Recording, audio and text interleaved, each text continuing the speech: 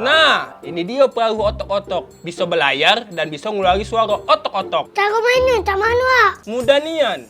Pertama, kita masuk ke banyu ke knalpotnya. Terus kita taruh perahunya. Lalu kita kasih minyak ke sumbunya. Kita bakar. Kalau hidup apinya, kita masuk ke perahu.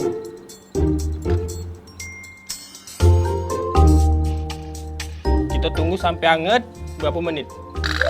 Nah, jalan kan dia? Wah, seru. Siapa nak beli? Murah, cuma 20.000. Kereta aku tinggal 2.000. Aku beli beli, aku juga. Nah, sikit sewang.